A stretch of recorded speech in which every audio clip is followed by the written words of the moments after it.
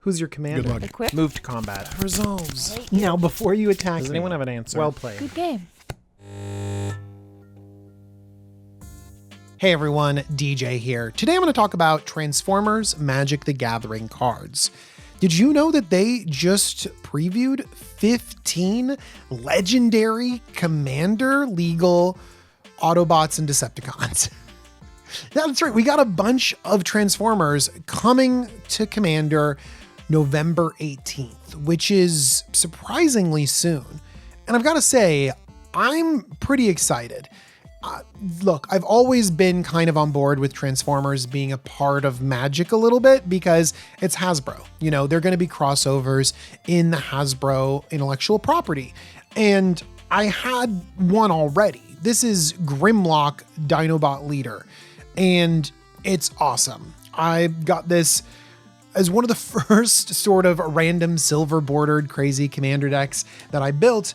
And I loved building it so much and loved Transformers so much that I started foil peeling all of these different Transformers foil peels onto Magic cards. I'll have close-ups of all of these so that you can see what I'm talking about. And by the way, if you're interested in figuring out how to foil peel stuff yourself, I made a video on that. People seem to like it, so I'll have that link in the description as well. But I've always loved Transformers. I grew up watching the cartoon, playing with the toys, you know, and they were so much fun. I just fell in love with them so much. And so seeing them come back to the Brothers War was a little jarring, seeing classic 80s cartoons, boom, right there. But it also brought about those feels. I think it's the same way a lot of people felt about the Street Fighter release, where it's like, oh man, this isn't exactly Magic, but it is so much childhood that I'm okay with it. But they're all legendary, and a bunch of them are really good. So I want to put away the nostalgia, put away the awesome 80s art or the brand new sort of shattered glass art that you can get in the collector's boosters, and just take a look at them from the perspective of, are these playable in our format? And yeah, they are. Let's talk about some similarities first. All 15 of them are legendary artifact creatures.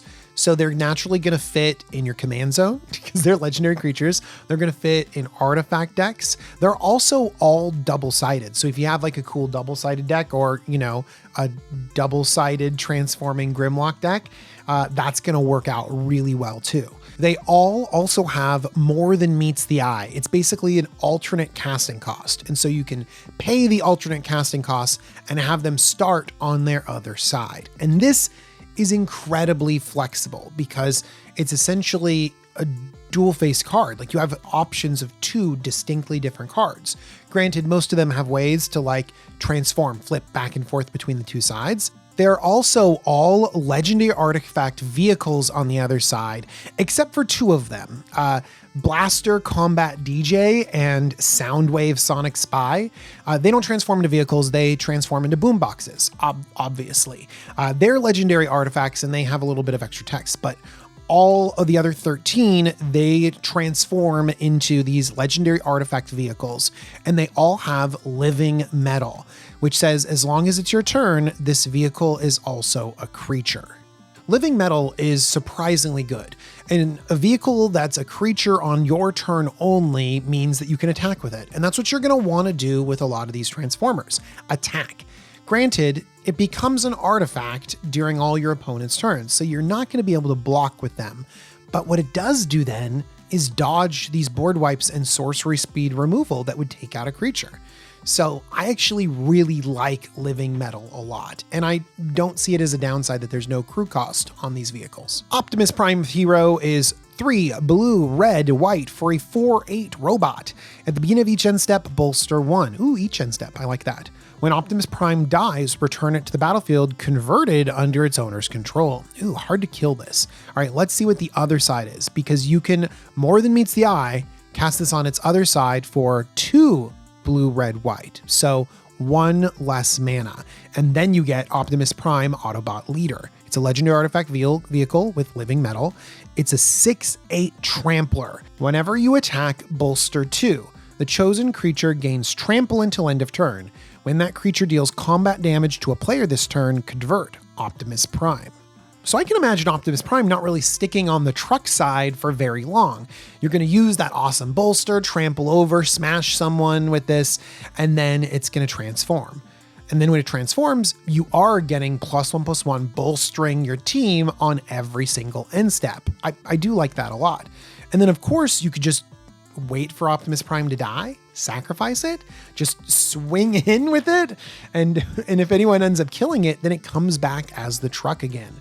So people are going to be really incentivized to kill it on the truck side, because if it gets back to the Autobot side, then it's just gonna stick around. This is super fun, but it's not gonna be the most powerful because it does rely on other creatures. Bolster requires that, and it relies on attacking, and attacking decks are a little bit less powerful than all of the other shenanigans that you can do in Commander. But super fun and sticky too. I like that this thing can stick on the battlefield.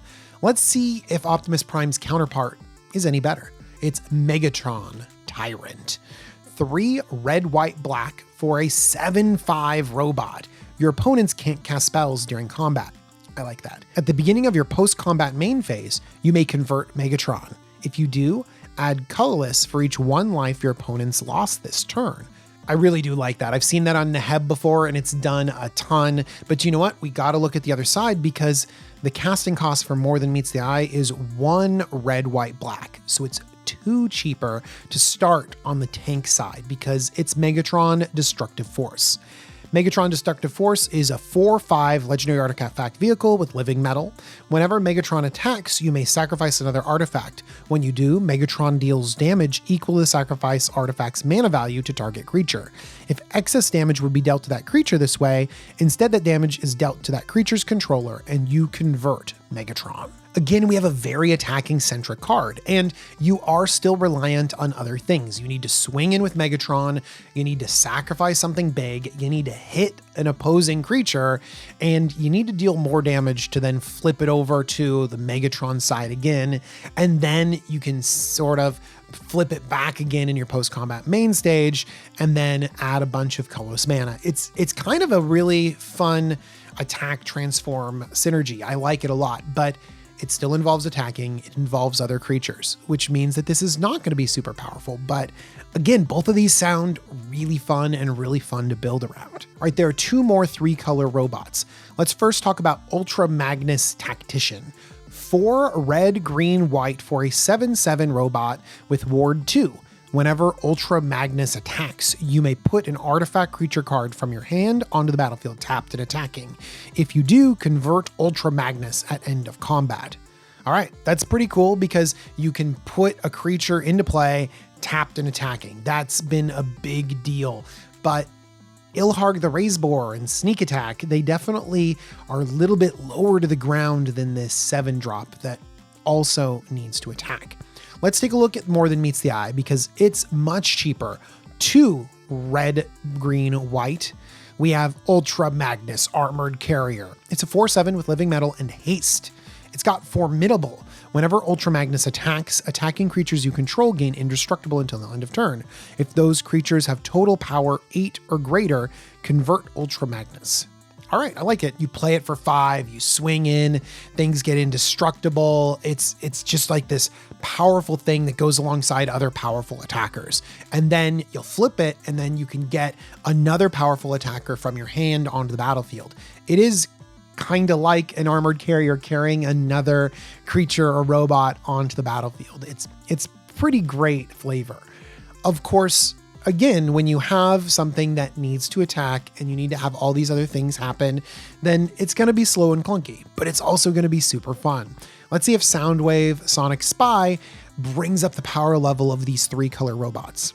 Soundwave Sonic Spy is 1 white, blue, black for a 5/4.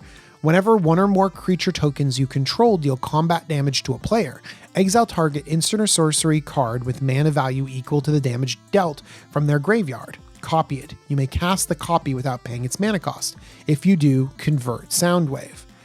Okay, so you need creature tokens for this. That seems, weird. I'm making an Esper creature tokens deck, and I'm hoping that I have them on the battlefield. But wait, there's more than meets the eye. 2 white, blue, black for Soundwave, Superior Captain. This is a legendary artifact. It is not a vehicle. Whenever you cast a spell with an odd mana value, convert Soundwave. If you do, create Ravage, a legendary 3/3 black robot artifact creature token with Menace and Death Touch. There we go. We have the built-in token creator that's actually difficult to block. Okay, let's go to the other one. Whenever you cast a spell with an even mana value, convert Soundwave. If you do, create Laserbeak, a legendary 2/2 blue robot artifact creature token with flying and hexproof. So both of them have evasion. You're probably going to be able to peck in for some damage, which is very cool. It's awesome that Soundwave comes with his little internal tapes that are going to pop out and transform and deal damage. And when they do, you get to get that extra value out of graveyards. Look, there are plenty of ways to steal things from your opponent's graveyards. You don't need to play a 5-drop, then cast a spell to create a token and transform it, and then attack with that token to then trigger your value of copying an instant or sorcery. Like, you don't need that. But come on, you're playing with Soundwave and you're making Razorbeak and you're getting in for damage. It's pretty cool. I mean, if you are able to curve out with tokens, Decayed Zombies, fairies from Bleeder Blossom or something like that, and you play a 5/4 on 5 and start smashing in and copying the spells without paying their mana cost, like that's awesome. A Decayed Zombie, and then I hit someone and ramp with their ramp spell, or play a cantrip with a little fairy rogue, like that is actually pretty good. And if Soundwave keeps flipping back and forth and creates a couple tokens and lets you cast a couple spells, that is a lot of value. All right, those are the 4 3-color ones. Let's just run through the rest of them too, so that we've seen all of the Transformers. Prowl, Stoic Strategist, is 3 and a white for a 3/3. Whenever Prowl attacks, exile up to one other target tapped creature or vehicle. For as long as that card remains exiled, its owner may play it. Whenever a player plays a card exile with Prowl, you draw a card and convert Prowl. Now, More Than Meets the Eye is 2 and a white, so it's only 3 mana to play Prowl Pursuit Vehicle, the Police Car. It's a 2/3, it's got living metal. Whenever another creature or vehicle enters the battlefield under your control, put a +1/+1 counter on Prowl. If this is the second time this ability resolved this turn, convert Prowl. So Prowl comes down as a 3 mana 2/3, but if you're playing a creature deck, this is going to grow pretty easily, and the counters stay on it as you convert it. And so when you flip it over, it's actually going to get pretty big. And then, of course, if you attack with Prowl Stoic Strategist, the front side, it's going to be able to exile some creatures. Now, you could exile your own creatures. There's tons of ways that you can play small creatures for value, and then obviously you can replay those creatures with the Prowl Pursuit Vehicle to add more counters and flip it back again. Of course, you can target your opponent's creatures. Being able to exile your opponent's creatures, even if they can recast it again, is kind of like bouncing them. It can be very powerful. And so I really like Prowl in attacking creature-based decks. I've got actually a couple that would go nicely with this card, so I'm really excited about it. I think it's going to be great. Next up, we have Ratchet Field Medic. 2 and a white for a 2/4. It's got lifelink, and whenever you gain life, you may convert Ratchet. When you do, return target artifact card with mana value less than or equal to the amount of life you gained this turn from your graveyard to the battlefield tapped. It has More Than Meets the Eye, 1 and a white, so pretty cheap More Than Meets the Eye. For Ratchet Rescue Racer, it's a 1/4, again living metal, lifelink. Whenever one or more non-token artifacts you control are put into a graveyard from the battlefield, convert Ratchet. This ability triggers only once each turn. So on the front side, whenever you gain life, you can convert it and get something small back. If you gain a ton of life, you can get something bigger, but the odds of you gaining enough life and having the relevant thing in the graveyard is not great. But having like a Mishra's Bauble or another tiny robot would be pretty easy. So if you have a lot of artifacts going to the graveyard and back again, and you have some life gain synergies, Ratchet could create a little bit of an engine bringing things in and out. That sounds like a lot though. Artifacts, life gain, moving things in and out, also in white. I don't know. Jetfire, Ingenious Scientist is 4 and a blue for a 3/4 with flying. Remove 1 or more +1/+1 counters from among artifacts you control. Target player adds that much colorless. This mana can't be spent to cast non-artifact spells. Convert Jetfire.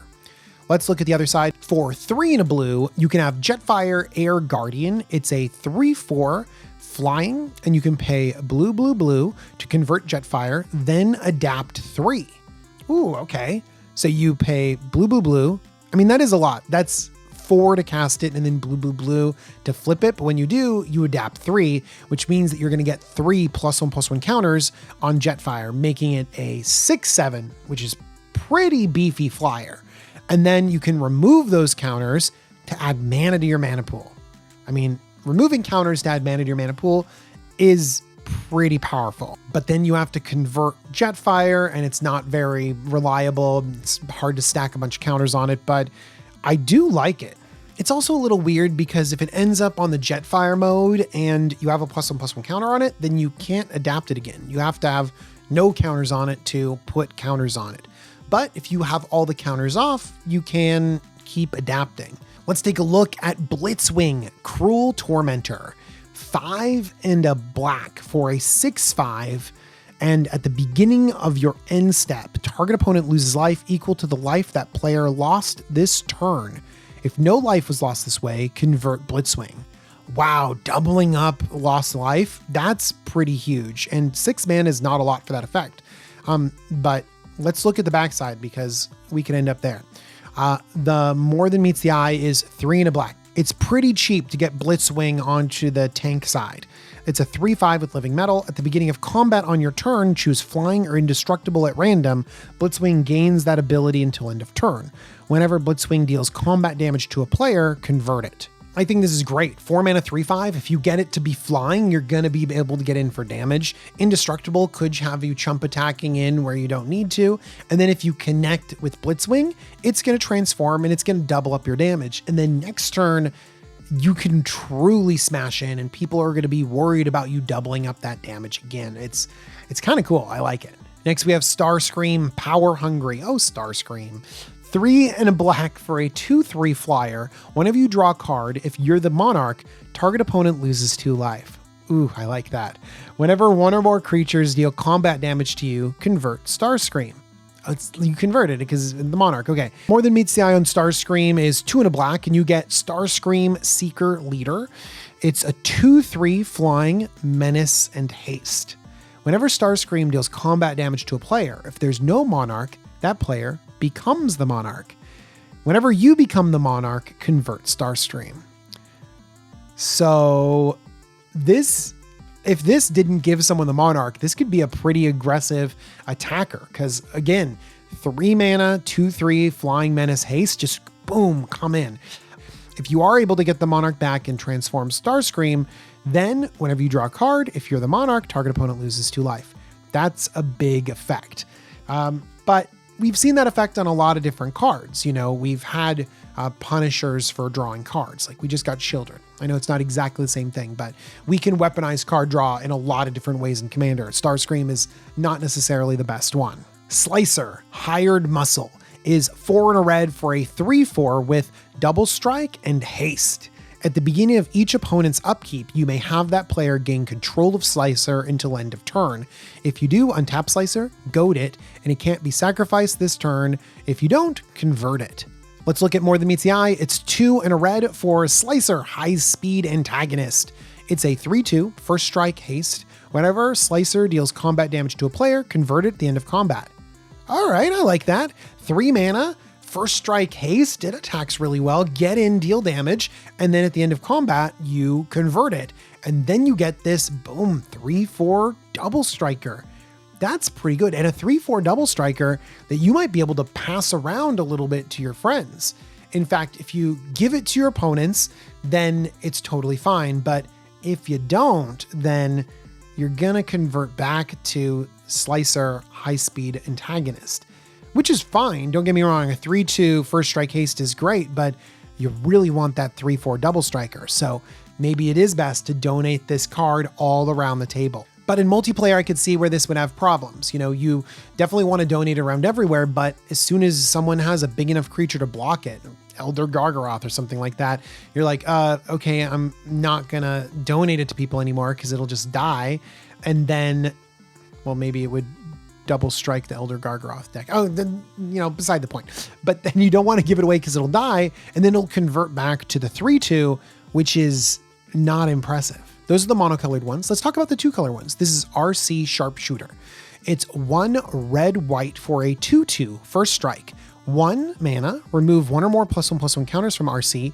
It deals that much damage to target creature. Convert RC. You can cast RC for just a red and the white for more than meets the eye, and it'll be a 2/2 living metal vehicle. And it says whenever you cast a spell that targets 1 or more creatures or vehicles you control, put that many +1/+1 counters on RC and convert RC.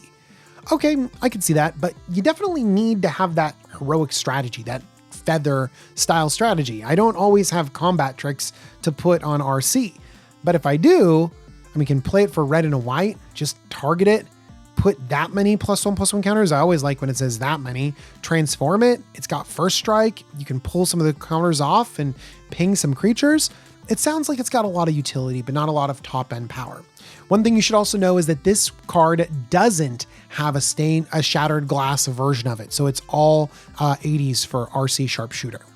Next, let's talk about Blaster Combat DJ. That is a great name, especially coming from DJ. Blaster Combat DJ is 3 red-green for a 3/3. Other non-token artifact creatures and vehicles you control have modular 1. Whenever you put 1 or more +1/+1 counters on Blaster, convert it. It has more than meets the eye for 1 red-green. And you can cast it for Blaster Morale Booster. It's a legendary artifact with modular 3. By the way, it's not a creature, it's just an artifact with modular 3. So it just has 3 +1/+1 counters on it, and that's it. It's just an artifact. It can't, like, do anything. X tap. Move X +1/+1 counters from Blaster onto another target artifact. That artifact gains haste until end of turn. If Blaster has no +1/+1 counters on it, convert it, activate only as a sorcery. This is kind of cool. It's not as good as giving Riot to all your creatures or even distributing a number of +1/+1 counters on them automatically, but it's okay. I don't like that I have to put extra mana into it. I want it to just give my creatures haste without taking it off curve. Look, it's way better if the haste enablers let you play off curve, which means you're attacking a turn earlier with a bigger creature. The fact that I have to sink mana into Blaster Morale Booster means that I'm not on curve. I'm playing a weaker creature and then pumping it up a tiny bit and giving it haste. Cyclonus the Saboteur. 2 blue-black for a 2/5. Flying, whenever Cyclonus deals combat damage to a player, it connives. Then if Cyclonus's power is 5 or greater, convert it. So it's got to get a little bit bigger, connive a couple times, or receive some sort of augmentation to get big. And then we can convert it. Or we can cast it for its more than meets the eye cost, which is big. 5 blue-black. So 3 more than its initial casting cost. And you get Cyclonus, Cybertronian Fighter. It's a 5/5 living metal flying vehicle. Whenever Cyclonus deals combat damage to a player, convert it. If you do, there is an additional beginning phase after this phase. Having an additional beginning phase is fantastic because you get an untap, upkeep, and a draw. So just getting an extra card is great, but then untapping all of your mana is just spectacular because then you can use more of that stuff. So that's surprisingly good. Just think about all the hoops you have to jump through. Yes, 4 is really easy. This will come down, it'll get some damage in, it'll connive, it'll be great, but it'll have to connive 3 times in order for it to have 5 or greater power. Then you convert it and you get the big old, 5/5, but it'll have 3 +1/+1 counters on it. So 8/8 flying Cybertronian Fighter. And then you have to deal combat damage again in order to get that main phase. And by the way, then you're converting it again, so you're not able to get that main phase every single turn. On the other side, you could play this for 7. 7 is so much. So yeah, it's clunky, has you jumping through hoops, and has you attacking. But attacking seems to be the theme of all of these cards, and that's great for Commander. Flame War Brash Veteran, 1 black-red for a 3/2. Sacrifice another artifact, put a +1/+1 counter on Flame War and convert it, activate only as a sorcery. 1, discard your hand, put all exiled cards you own with intel counters on them into your hand. You can cast this for more than meets the eye for a black-red, and then it's a 2/1 menacing, death-touching living metal vehicle. Whenever Flame War deals combat damage to a player, exile that many cards from the top of your library face down, put an intel counter on each of them, convert Flame War. Ooh, so this actually has a really great play pattern. You play it super cheap, just black-red, 2/1 menace death touch. That's a pretty solid attacker. Then you're just going to deal a bunch of damage, exile a bunch of cards, almost like Bomat Courier style.